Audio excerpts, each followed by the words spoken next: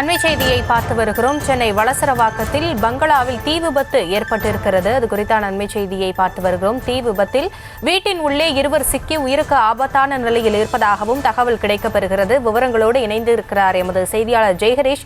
ஜெய்ஹரீஷ், இந்த தீ விபத்து எவ்வாறு ஏற்பட்டது? தீயணைப்பு துறையினர் வந்துவிட்டார்களா? கள நிலவரம் என்னவாக இருக்கிறது?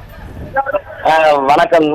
சென்னை வளசரவாக்கம் சௌத்ரி நகர் 4வது தெருவில் வீடு ஒன்றில் பயங்கர தீ விபத்தானது ஏற்பட்டுள்ளது. குறிப்பாக இந்த வீட்டில் மூதாட்டி இருப்பதாக முதிய தம்பதி இருப்பதாக முதல் கட்டமாக தகவல்கள் சொல்லப்படுகின்றது. மேலும் ஏசியில் ஏற்பட்ட மின்கசிவு காரணமாக இந்த தீ விபத்து ஏற்பட்டிருக்கலாம் எனவும் ஒரு தகவல் சொல்லப்படுகிறது.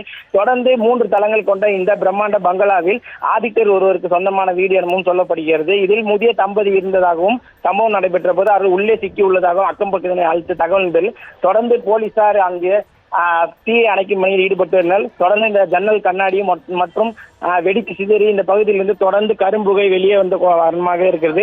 வளசரவாக்கம் பகுதியில் இந்த தீ விபத்தானது பெரும் பரபரப்பை ஏற்படுத்தியுள்ளது. தொடர்ந்து இந்த பகுதிவாசிகளும் தீயணைப்பு வீரர்களும் இந்த பகுதியில தண்ணீரை அடித்து உள்ளே இருப்பவர்களுக்கு என்ன நிலைமை என்பது குறித்து தீவிரமாக அவர்கள் மீட்கும் பணியில் ஈடுபட்டு வருகிறார்கள். தொடர்ந்து இந்த வீட்டில் கரும்புகையானது எழுந்து வரும் சூழல முற்றிலுமாகவே உள்ளே உள்ள பொருட்கள் எரிந்து நாசமாகியுள்ளது. உள்ளே உள்ள நிலை என்பது என்ன என்பது விசாரணை.